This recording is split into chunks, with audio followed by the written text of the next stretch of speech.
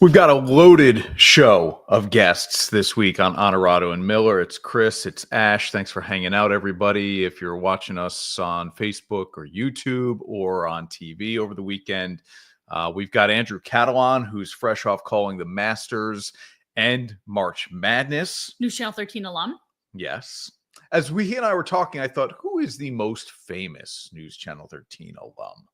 He's getting up there. It's an unfair game to play, but I mean, Chris Jansing's Andrew's up there. Chris Jansing is as high as it gets, but Andrew's making a run. And of course, they're going to be people we forget, so I don't even get into that. Yeah. But that thought did cross my mind. Okay. Bill Bellamy, hysterical comedian, actor, personality. He will join us as well, ahead of his shows at Funny Bone at Crossgates. And Joe Nardella from the Albany Firewolves. One game left in the NIL regular season. Gotta have it. Albany is not out of it. There is a clear path, really, to the playoffs after a 2-8 start for this team. Pretty incredible. I've wasted enough time here. Let's go.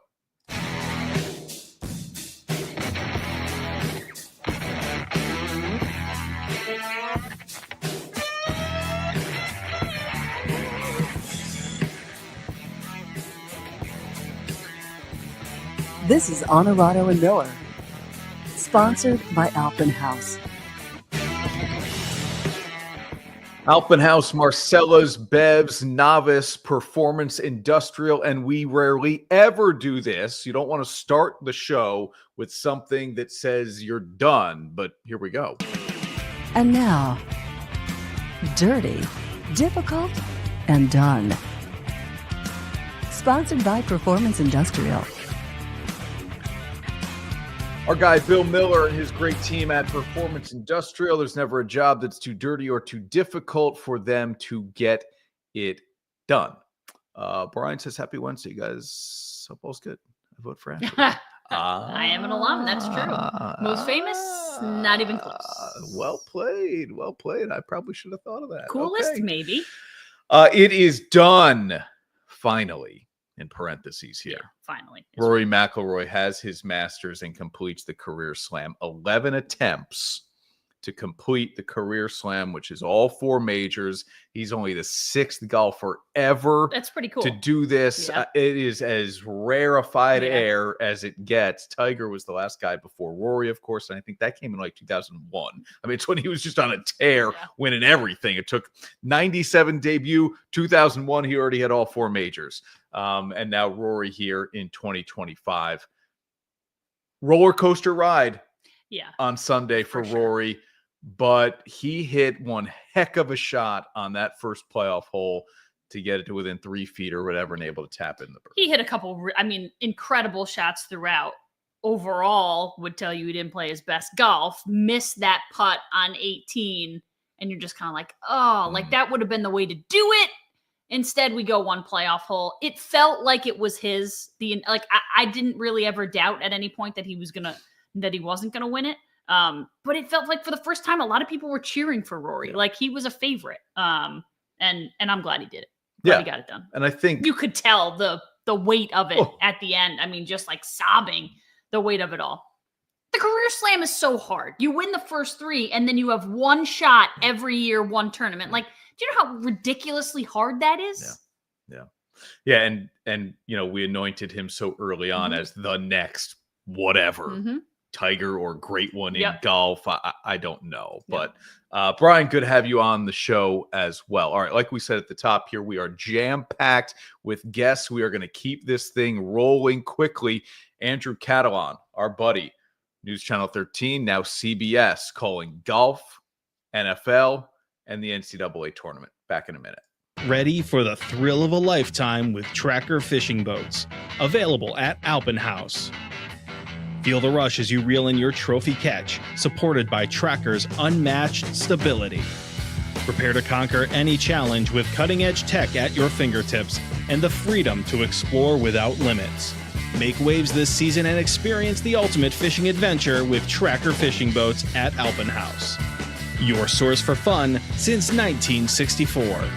At Marcella's Appliance Center, our commitment is to you, providing essential appliances that families depend on. For cooking, refrigeration, cleaning, and sanitation, plus appliance repair, you can have peace of mind that Marcella's is here for you today and every day, like we have been since 1957, helping you make the right choice with trusted brands like Whirlpool, Maytag, KitchenAid, and many more. Shop Marcella's Appliance Center in-store, online, or by phone. We're here for you. And now, back to Onorato and Miller. Sponsored by Alpen House. One of the best times of the year in sports means one of the busiest times of the year for our buddy Andrew Catalon. Fresh off the NCAA tournament, now obviously calling those games through the Elite Eight, and fresh off the Masters as well. You heard him all over the coverage Thursday through Sunday at Augusta in what was one of the most memorable finishes and victories, certainly in Masters history. All right, let's bring Andrew into the conversation here now on Onorato and Miller. Andrew, man, it's always good to see you, dude. Thanks for doing the show. Chris, great seeing you. How you doing? I'm good, man. Good. When Rory's putt on 18 slides by, you thought what? I thought this day just got even crazier. It was such a roller coaster, that entire final round into the playoff, obviously. There were so many times where you thought, okay, it's over, he's got it. Then you're like, okay, no, here we go again.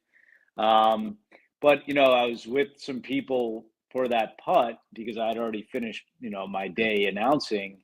And then somebody said, do you think it's going in? And I said, no. I mean, how could you think that after everything you'd seen that day, that it was going to be normal? Like, it was just not a normal day. It was incredible theater, incredible drama.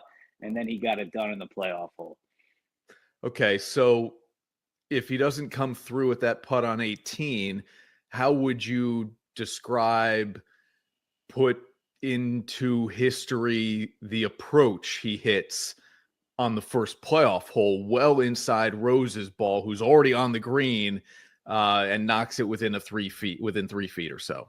Yeah, I think that, you look at what happened on the 72nd hole, missing that putt, and then having to quickly turn it around with Rose, who had been hitting, balls at the tournament practice facility for over a half hour. Yeah. And then Rose had the honors in the playoff, which was huge, and hit a great tee shot. And then that's a lot of pressure on Rory. We saw what happened with his driver throughout the course of the day. He couldn't always depend on it. I thought that tee shot was huge. Obviously, the second shot inside Rose was probably what won him the tournament. But I feel like that tee shot there could have been so many things that had gone wrong on 18, which was the playoff hole. Yep. I thought that was a great sign for Rory that he answered the bell after Rose put it in the fairway. You've done how many Masters now? That was 15. Yeah. Incredible. I'm not going to ask you where to rank it, but how will you remember that one if you never did another one again, in terms of the finish, the history behind, Rory? Yeah, like just erasing what happened to him previously at Augusta, but also getting that career slam. Yeah, I mean, I think that, the other one that I will always remember is Tiger in 2019. Okay. But those were very different circumstances, right? I mean, so in terms of drama and unpredictability, it's going to be hard to top the one from this year. I mean, there was just, as we said, so many times where you thought it's over, it's not, he's not going to do it, he is going to do it. Mm-hmm. With Tiger, he got some breaks, some people dropped out, but I think with Tiger, you always know, like, all right, once he gets ahead, he's going to close the door. With Rory, there's that element of, well, can he do this? Will he do this? And I think that part of it really just added to the incredible theater we had all week. I mean, you go back to the Thursday, had 2 double bogeys, closing out his round. But from that point through the playoff hole, you just didn't know it was going to happen. I know when Rory won so quickly, so early in his career. And we wanted to do this with Spieth also, who won a bunch of majors very quickly in his career. It was like anointing the next whatever, maybe not even the next Tiger Woods, but the next face of golf. And maybe Rory has been that for a very long time, and he just hasn't won what we perceive to be the big one because it was going to complete the career Grand Slam for him. But being only the sixth guy to ever do that, what is his place in golf history here? Like, you're around him, you see the shots firsthand. Is he as great as maybe that stature would suggest, being only the sixth guy to do this? Yeah, I think that the story is still unwritten. I mean, I personally think now, with all this relief that the floodgates are going to open, and you look at where the majors are the rest of the year, Quail Hollow, a place he's won many times for the PGA Championship. Oakmont, all right, but there's some trees down there now. They had some bad storms. Maybe that frees him up a little bit off the tee. And then he goes to Royal Portrush in his home, his homeland for the Open Championship. I think that we could see him get on a run here over the next 5-6 years, and then we'd have a better idea of where he stands. But just the fact that he's one of six, to me, is rare air on its own. And he's only 35. Like, I there's part of me that couldn't believe that the first time the stat bar came up ahead of the Masters, 35 years old. I thought, this guy's been around forever. Yeah, I think that, this is his time now. Yeah. I mean, I think that now that he's gotten through this hurdle, he knows he can go back to Augusta. He's not going to get all these questions every year. Are you going to do it? He even alluded to that when he started his press conference. What are you going to ask me next year? I just think that you'll see a different side of him going forward, and that could be a really fun, exciting ride to watch.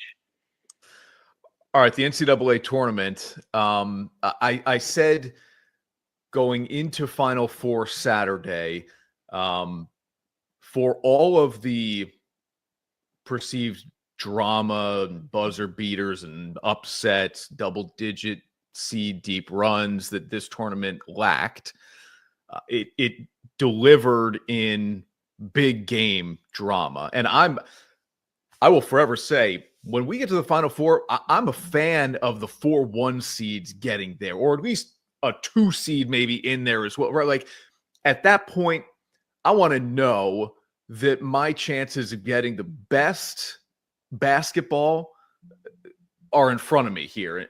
The 12 is fun but it's hard to talk myself into the fact that 12 is going to continue to win. You know what I mean? So I didn't have a problem with all 4-1 getting in. I know people are like, oh, it's too chalky. There aren't enough upsets, whatever. But the drama that existed on that Saturday and into that Monday, you got to be the viewer, the way many of us were. How did you consume those games, and what did you make of them?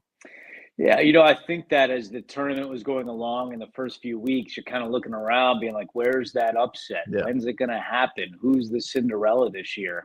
And when you saw that it wasn't happening, and I think we kind of have an understanding of why. College basketball is a lot different with NIL and the bigger schools taking the stars of the smaller schools. But you're thinking, all right, well, is there going to be a reward at the end? We didn't have all this drama, but does that mean we're going to have a great Final Four? And we did. And I think that part of it, to all the points that you just mentioned, is really cool. I mean, you want to have the heavyweights, the best teams there at the end.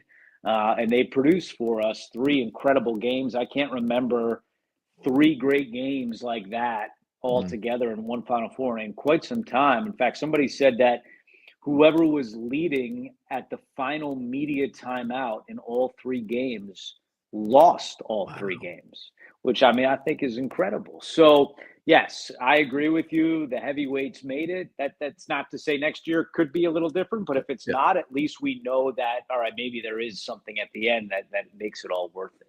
Yeah. And I'm, a prisoner of the moment many times in my life as a fan, but I did text Ashley as we're watching these games Saturday night separately. I'm like, I don't ever remember seeing a game lost by Duke or won by Houston in that fashion, however you want to spin it. It's crazy.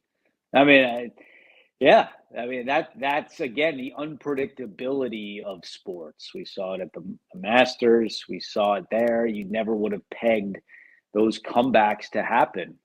And I think that's why we watch. Do you feel that in the arena as you're sitting courtside, the tide turning in that way? Obviously, there are things you don't convey to the audience because it becomes speculative, but do you feel that when you're sitting courtside in moments like that? Yeah, I think that definitely in the NCAA tournament, neutral site, you can feel the energy in the crowd shifting. Yeah. You can sense it on the court a little bit as well. But I feel like the environment is telling you, like, all right, something is happening here. And that's what I think is really cool about the NCAA tournament. I mean, the neutral fan just wants to see good basketball, wants to see a great finish. They're all pulling for the underdog. And there is something to that. There's no doubt about it. I read in between the tournament and the Masters, you said maybe your most memorable moment from this tournament was Calipari and Patino. For our audience, what was that like to see those two guys go at it? Yeah, I think that they're two of the biggest names in college basketball, if not the two biggest. And, in Providence, where Patino has so much history and Calipari was not far away at UMass, the fact that, they don't see each other a whole lot anymore in terms of matchups with their schools. In Providence itself is a smaller, older school, quaint arena, that kind of added to it. You had all the St. John's fans that made the short trip.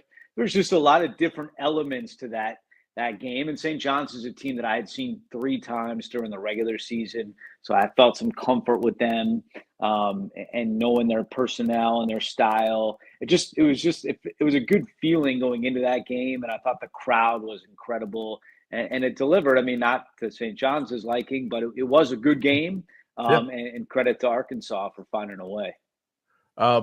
Best arena experience to call a college basketball game that you've been part of? Well, I mean, we're both from New Jersey. There's nothing like doing a game at the Garden. That's pretty cool. I will say that at the Sweet 16 this year was the first time that I had called a game with like an elevated stage because we were in a football stadium where the Colts play.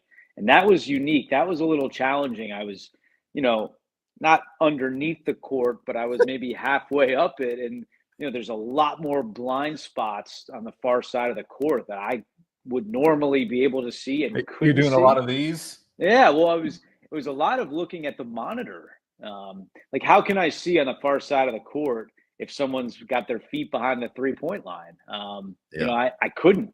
So that was a big adjustment. And I know it's something that guys who call the Final Four or Vanderbilt or Minnesota, they see all the time, but I had not experienced that. So that was definitely a bit of an adjustment there in the Sweet 16. What is with my camera? Will this wake it up? Probably not. Coming into focus. No, it doesn't like it. Do we need a white balance? Take us behind the relationship you have with Steve Lapis here. And why that works as well as it works. You guys get paired together. You don't get to choose each other. How did this become the perfect broadcast marriage? Well, I mean, we estimate around 300 games together. So when we hit the tournament, it's not like it's something new or you got to quickly gel. It's just the next game, if you will. And obviously it's a little different. It's the tournament, but for us, we kind of treat it that way. He's a wonderful guy. He's from New York, so I understand him. And, we hang out in the off season together. We'll play golf. He's really become one of my really good friends. And, I think when you're coming up in this business, whether you're in college or just out of college, you're always thinking about, all right, how can I get my reel better? How can I get better myself? You don't really think as much about the partnership. Right. And it took me a while to understand that. Like, it's not me, it's us. And And I think that's why we work so well, because I want to set him up. I want to tee him up. And that's not to say that other people don't do that, but I just know him so well and he knows me so well that it makes it easier to do that. And I think that's why a lot of people like the way it sounds. I don't think he has become more unchained he like Steve Lapis is who he is what I sense when I watch the two of you do a game. But there are moments where I think Andrew knows he's leading Steve Lapis down a path where he's going to get a pretty good reaction here. A lot of it is joking about referees sure. and losing temper. And I think that's ultimately what we try to do. We have fun. It's not forced. We do our homework. We're prepared for the games, but you also have to have that element of fun. And I've always thought that you want to sound on the air like you're having dinner with a friend or having a cold beverage with a friend. And that's the way that I think we interact with each other, because we do that together and we try to bring that across the air and we have fun with it. Hopeful for the Devils? You know, when Jack Hughes went down, I kind of lost my interest a little bit. Yeah. It's been they've done a great job without him, but it's hard to see a really deep run without him. I hope I'm wrong, but it's going to be tricky. When's the last time you watched a game as a fan?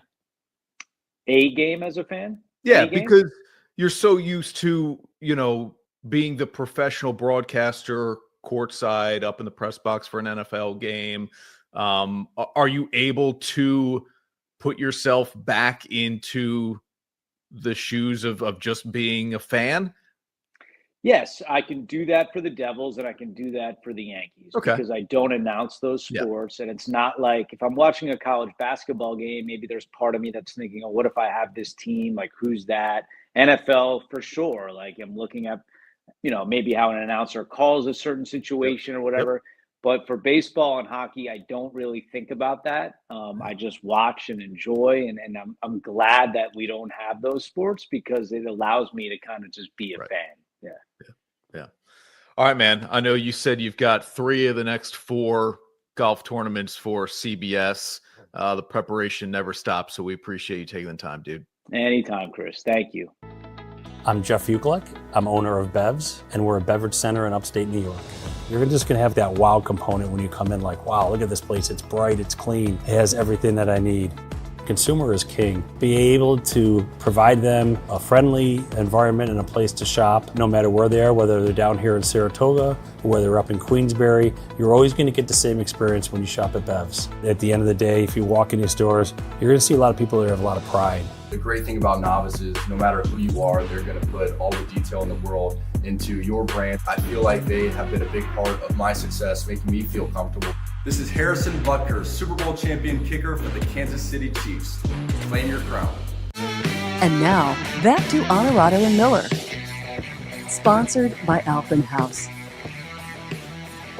All right, and we keep rolling here on Onorato and Miller with our next Performance Industrial Dirty Difficult Done. Ash, Tennessee is done with quarterback Nico Iamaleava after he increased his NIL ask. 2.4 per year, wanted as much as 4 is what's being reported. And the thing about this is I think people reacted the way they did because Tennessee is the first one to really dig their heels in. And maybe Nico's really the first one to ask the way that he has. Other than, remember, UNLV's quarterback after a 4-0 start was like, hey, I haven't gotten paid yet. I'm out of here. But you're right. Nico's the first significant player in this new age to say, I want more. Are you going to give it to me? No, I'm walking.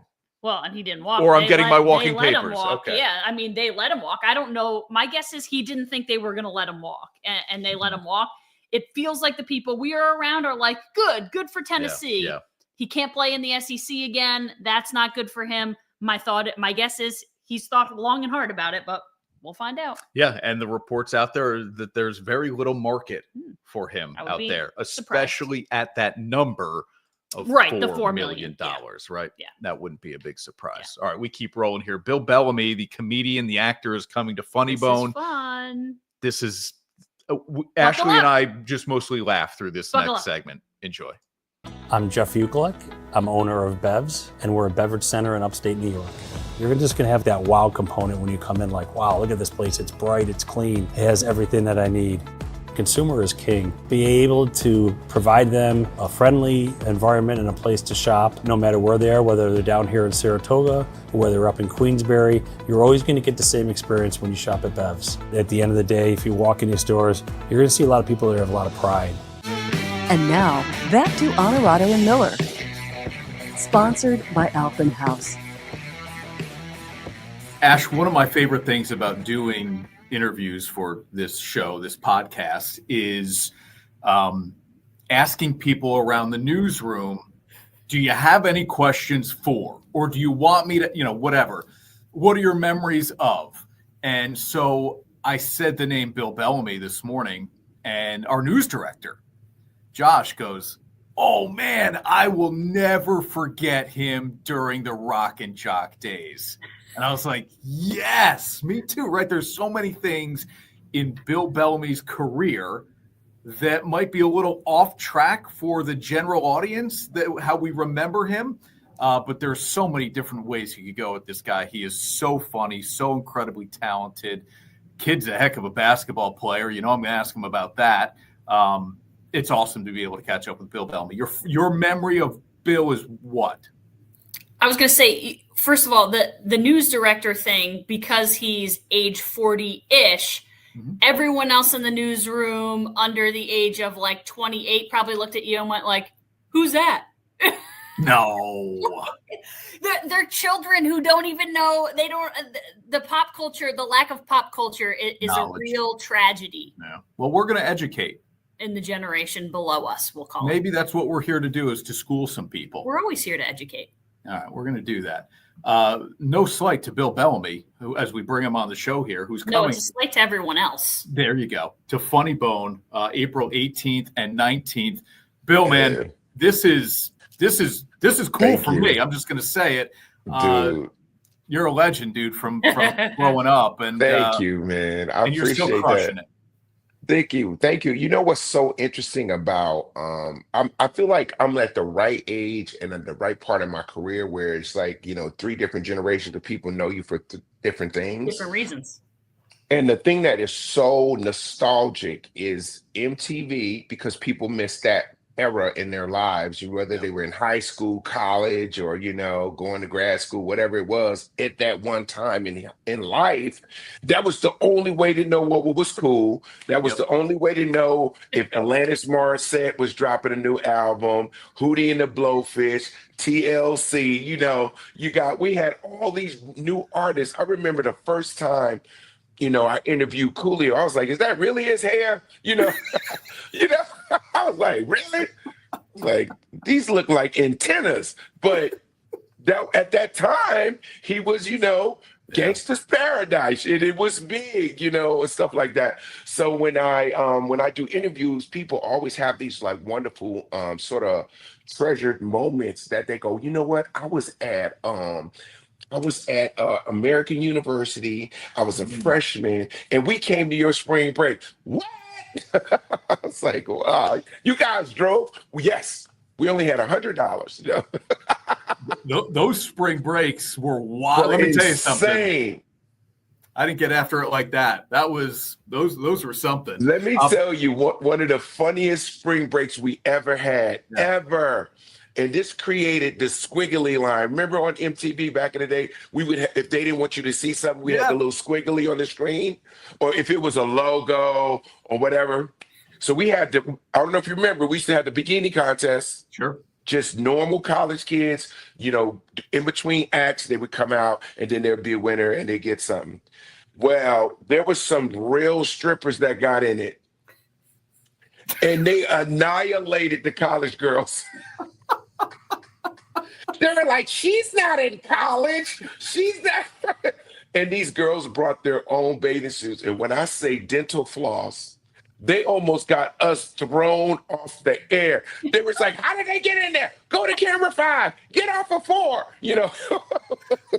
They thought the entry was for people paying their way through college. Thank you. All the guys' faces, if you were to scan the guys' faces, they were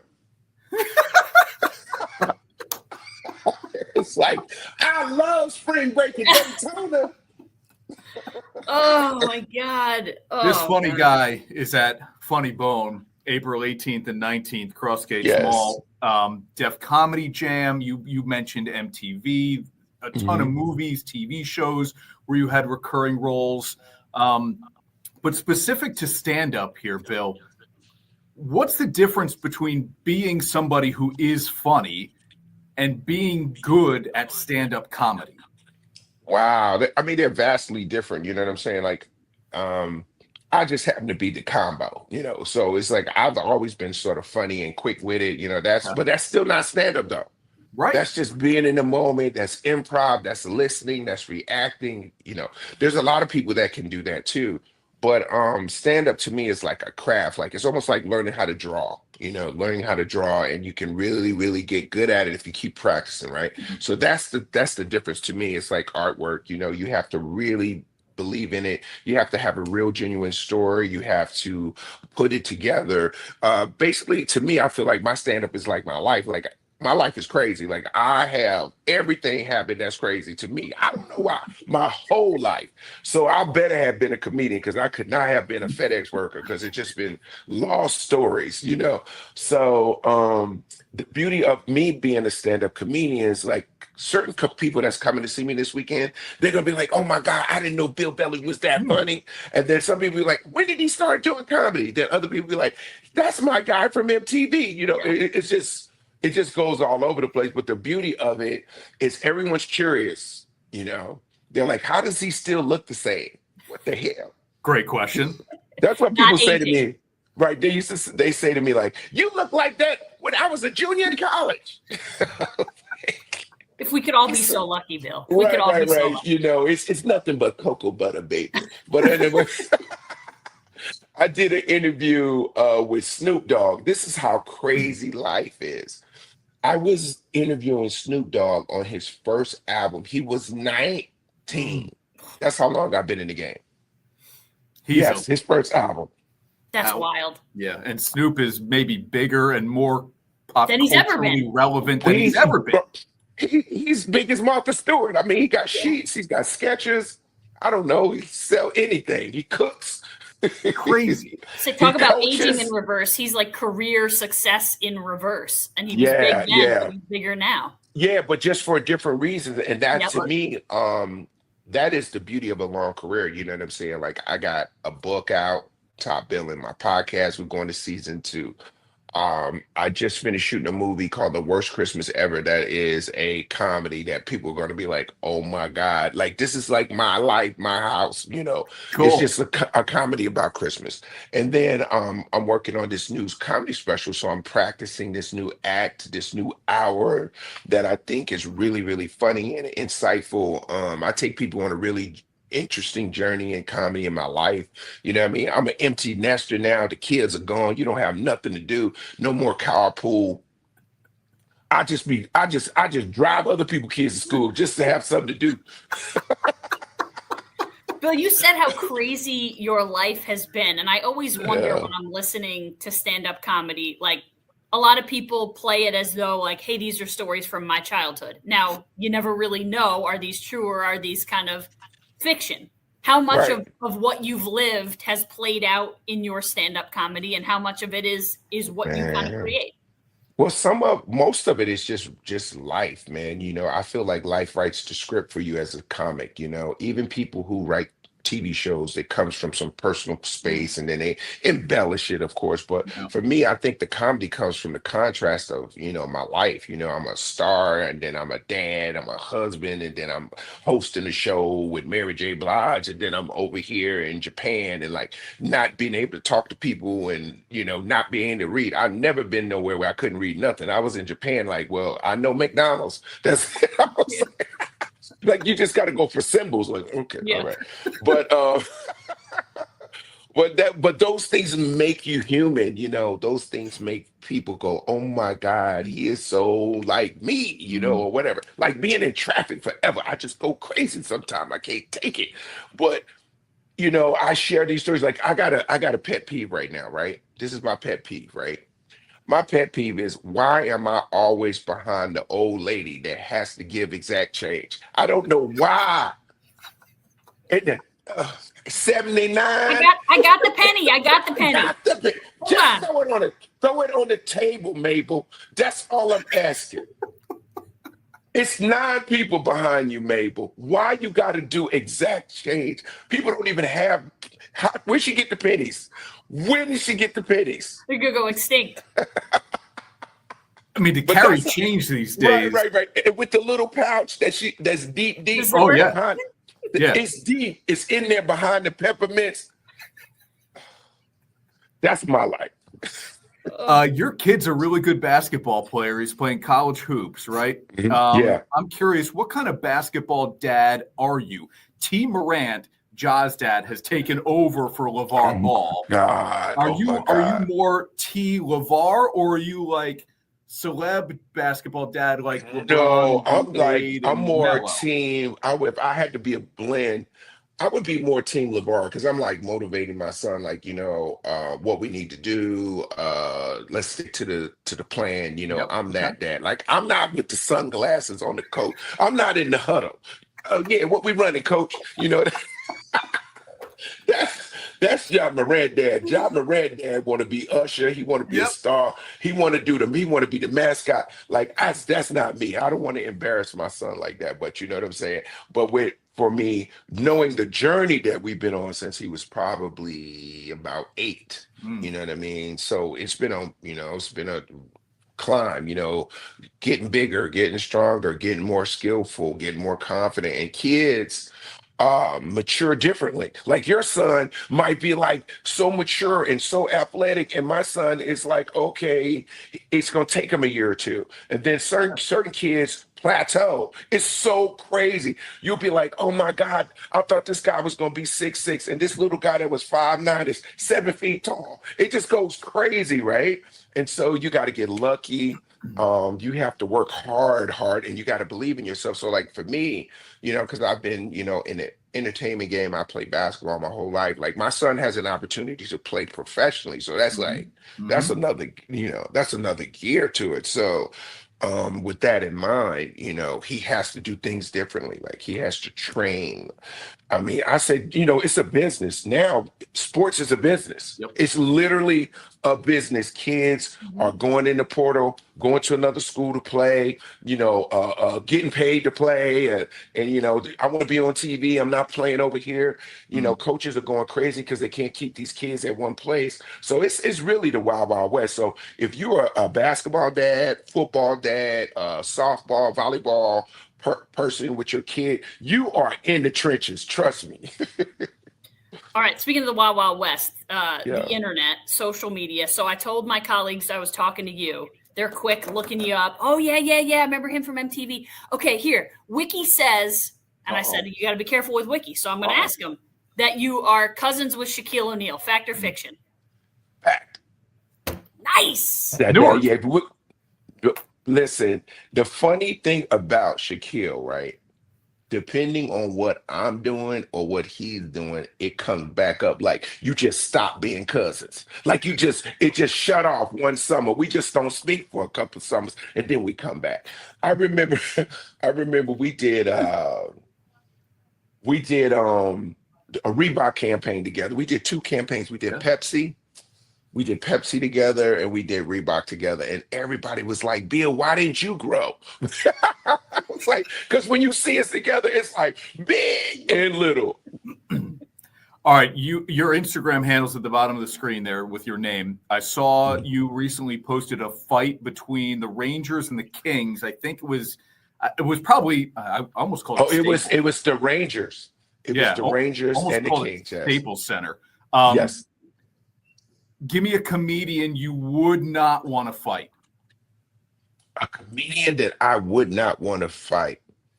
I would say now you've already been in the gym before you did this interview. You've always been in great shape. So maybe there was somebody, but like maybe somebody who would cheat, and that's why you don't want to fight them. You know what? It'd probably be hard to fight Cat Williams. He looks like he would be moving fast. Just you got to catch him. You know, he'd be, I'm out here, man. It might be, or like somebody like Faison Love. He just fall on you. You just be done. You be flat as a pancake. You know. I'm not going to take credit for this question. This is Chris, but you were recently in Punta Cana. You brought up Japan. Strangest, most interesting, fascinating bucket list place, whatever you want to we'll call it, that comedy has taken you in your lifetime. The strangest place that I think comedy has taken me, that I would not have gone, I would say Germany. I would say Germany because we were doing some stuff for the troops and stuff. And so we get over there and unless you on the base, everybody's speaking German. Right. So I'm in the PX, right?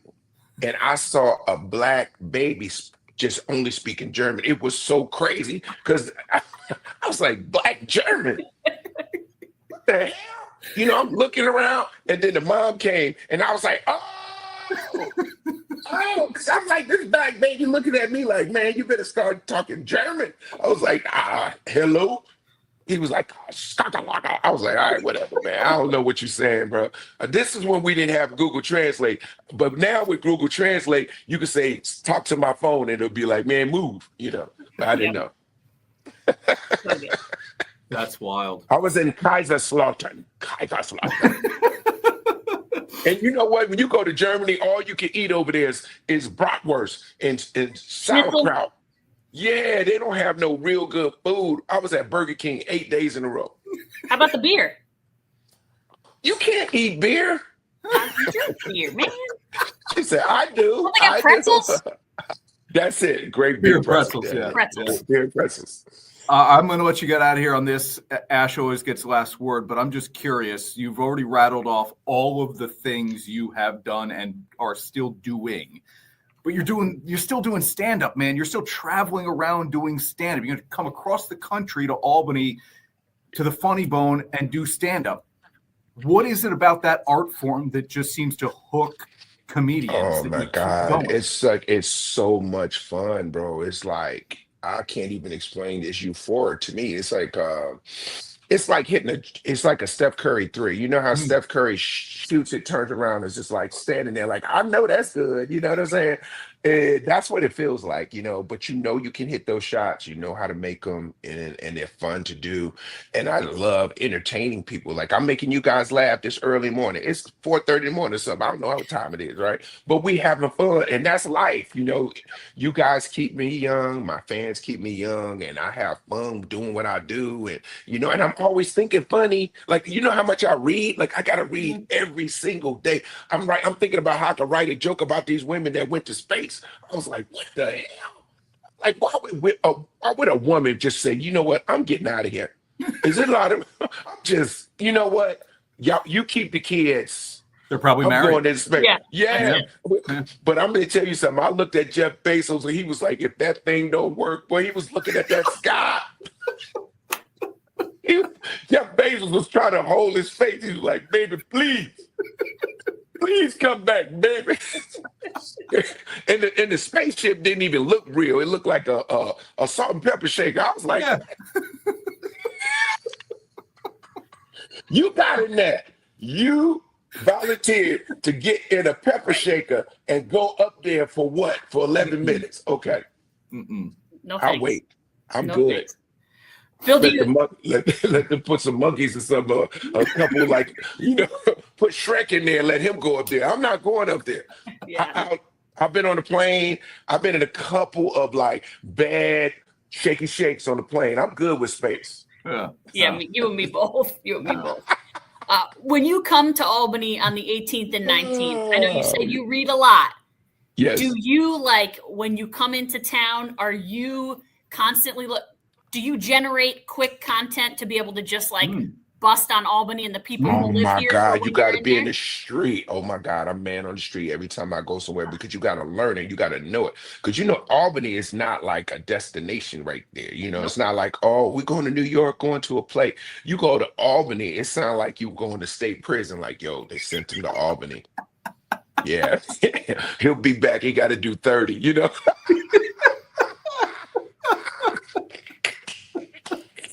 And that's what it sounds like a witness protection. They send you to Albany. They'll never find you there. All right. Well, we know what to expect on the 18th and 19th, Chris. Oh my God. I love you guys, man. Thank you for making the time. But I love making you laugh. See, your cheeks are all red there. I see you, Ashley. Your cheeks is all red, girl. You got it. Albany.funnybone.com. Get your tickets April 18th and 19th to see Bill Bellamy. Bill, that was awesome, man. Thank you. Thanks, Chris, man. Have a beautiful day, everybody. Using the highest quality materials, artisanal craftsmanship, and creative design, we're ready to help bring the vacation experience to your own home. With custom-designed Legacy Edition pools, we're confident we can turn your backyard into your own personal oasis. And we'll be by your side through the whole process. Get outside this summer with Alpenhaus. Be sure to visit our 16,000 square foot showroom expansion on Route 30 in Amsterdam. Alpenhaus Pools and Hot Tubs, Amsterdam and Clifton Park. And now, back to Onorato and Miller. Sponsored by Alpenhaus. Okay, we don't even have enough time to react to all that laughing that happened. Go ahead. It. Yeah. We lived through it live. Yep. And then we just cried tears watching it back. Yeah. That's how funny he is. Yeah. Bill Bellamy. So good. Funny Bone, Friday, Saturday night. This week, check him out. The 18th and 19th. Absolutely. Firewolves have a huge game coming up on Friday night, right? At San Diego. They've got to win and have a few things break their way. Here's Joe Nardella. And coming home after a long day and slipping into your own personal hot tub from Wellness Spas. Let the stress of the day melt away as you soak in the therapeutic benefits of the water. Our team at Alpenhaus wants to help you relax and enjoy the advantages of owning your very own hot tub. Now offering a whole new lineup from Wellness Spas, featuring models from their City Life and Peak Life lines. Alpenhaus Pools and Hot Tubs. Visit us at Clifton Park Center and Route 30 in Amsterdam. And now, back to Onorato and Miller. Sponsored by Alpenhaus. Final weekend of the NLL regular season, and the Albany Firewolves are right there. I'm not going to go through all of the playoff scenarios. Maybe Ash and I have already done that to this point in the show, but got to win, and then kind of 4 scenarios that follow, and there are at least a couple where you look at it and you go, yeah, that could absolutely happen, and we could be talking about the Albany Firewolves making the National Lacrosse League playoffs. It's been a wild year and a heck of a second half of the season by this team. Let's bring in Joe Nardella now into the conversation here. Joe, I don't know if you're like us in the media or as fans who tend to be too quick to react to things, but when you're 2-8, are you thinking, all right, not our year? Maybe a little bit.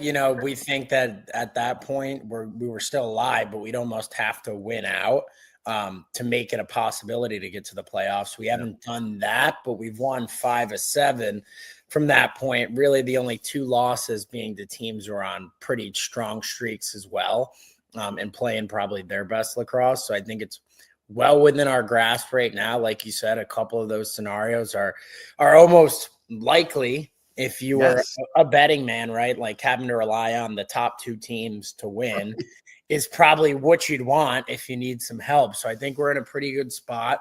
The mindset's pretty good. I'm seeing these guys last weekend and having a good second half surge and kind of figuring out how to win as the game went on and battling some adversity and a couple bad bounces. So I think that the messaging is going to be a lot of the same from Coach Clark and the staff, and it's just on us to go out there and execute with the team we know pretty well. I get, obviously you can't ignore the other scenarios at play, and I don't know if you come running over to the bench at any point and somebody gives you an update about what's happening elsewhere. So knowing that you're not going to be able to completely block that out, as nice as that would be, how do you put most of your focus on what you need to do first, and that's beating San Diego again? I think that's the only thing we can focus on, right? Like you said, like there's a couple scenarios where we could get in when we win, but all of them don't happen unless we win. So we got to take care of number one, which is ourselves, and put us in a position where any of those things can go our way. And I think if we take care of business, we'll just see where the chips fall. But I like our odds.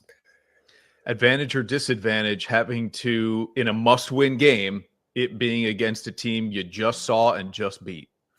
I think it's an advantage for us. It's definitely a confidence booster, knowing that we just got the job done, right? Like there's nothing else you'd rather want than getting to play the same team you just beat. We're watching them play against us in terms of scouting stuff. So everything's directly relatable on the week-to-week basis and trying to improve. And I also think there's a mental aspect to it. That's now 3 pretty important games against San Diego in a row where we've taken them down. And I think I'd be shocked if there wasn't any doubt on their side creeping in. How have you seen the growth of, I'm going to say, the young guys in general, not just Dyson or Will, who's playing his first NLL season, but another year of Simmons and Kurtz, and I'll leave guys off as soon as I start listing them. But what have you noticed about the growth and development of that group? I think as the season's gone on, they've realized that, like, Simmons has realized he's going to get probably the best defender on his side of the floor each time. Dyson realizes he's not just a rookie floating around out there, that people are going after him, right? Like Will and Zach Masson are realizing that they're playing a lot of really big minutes and can't make mistakes in big moments, right? So I think these guys are just doing a much better job of adjusting to what's being thrown at them week in and week out.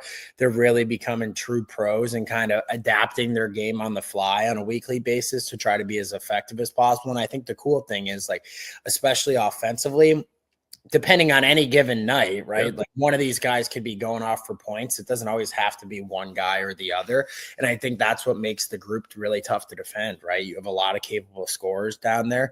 Some nights the ball's going to fall for one or two guys more than others. But I think all those guys continue to battle, continue to get to the middle, continue to pass, move their feet, move the ball. They're playing just good collective offense. And I think defensively, all the additions that we brought in this year have really meshed with the team, and the system's been running as smooth as it has been all season. And I think Doug's playing some of his best lacrosse too, which makes us very dangerous.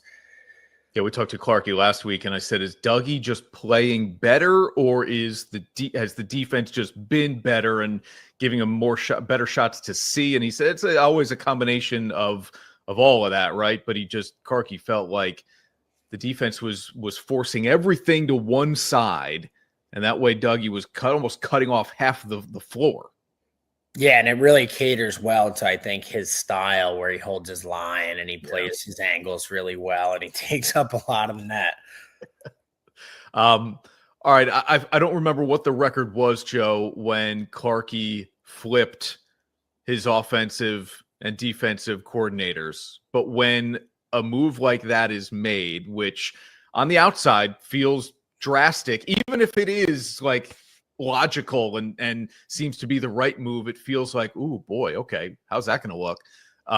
What's the reaction in the locker room of the guys? Or maybe you're on a Zoom call in different parts of the country when you get the news, or you're texting guys on the side. Are you looking at one another like, well, are we really going to do this? Yeah, I think the group was really optimistic about it. I think we have the utmost confidence in our staff. I don't think it was for like a lack of effort or scheme. I think it was just, one thing coach has thought about in the past, but felt like the timing might have been right and that we needed a little bit of a change up. And I think he was spot on, because it injected new life into both sides of the floor for us at a time when, maybe we were getting a little bit predictable. Maybe some teams were kind of figuring out how to exploit some of our vulnerabilities, and every team has them. It's not, nobody's shutting teams out in this league. So I think it came at a good time. The team responded really well, and I think it's given us some new life, and guys have been enthusiastic about it. Last thing, I will forever laugh about this, even though there were so many people on this planet who have forgotten more box lacrosse than I will ever know. The thought which was said to me very early on when the Firewolves moved from New England to Albany, that faceoffs aren't as important in box lacrosse as they are in the outdoor game. And maybe there's a degree of truth to that. But I don't know. The more I watch this sport and the more I watch you do your thing at the highest level in this profession, I think, no, these things are as important as they've ever been in terms of stemming the tide of momentum when it starts to go against you or just burying a team. And so I'm curious, as you continue to work on your craft, how do you get better and better at this, as it seems, every single year?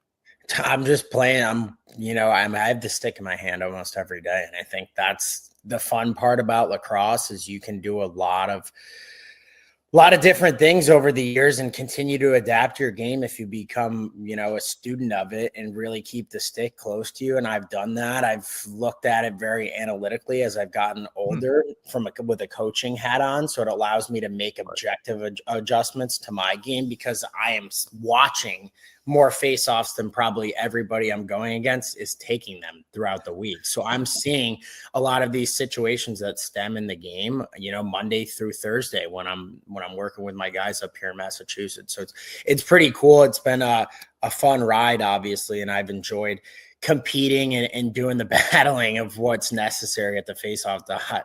But as you saw in this past week's game, right, like we started winning more of them in the second half, and it gave us a lot of momentum. San Diego's a team that's obviously used to having the ball, and when they have to play a couple defensive possessions in a row when they're tired, things look a little bit differently than what they're used to. And I think we're going to try to put them in a similar spot where they get a little uncomfortable again, especially down the stretch later in the game. Go get them this weekend, man. I was saying to Ashley, we're sitting on the couch here at home. I said, this one game playoff format, I don't want to see the Firewolves if I'm Buffalo or another team at the top of those standings in a one-game situation, man. Go get it done this weekend, and the chips hopefully fall in your favor to make it into this postseason. I appreciate it. I hope things go our way. We'll be doing our part on Friday night, and we hope to see everybody back, maybe for the semifinals in the Capital Region. Yeah, man. See you, Joe. All right. See you. Thanks for having me. I'm Jeff Ukelek. I'm owner of Bevs, and we're a beverage center in upstate New York.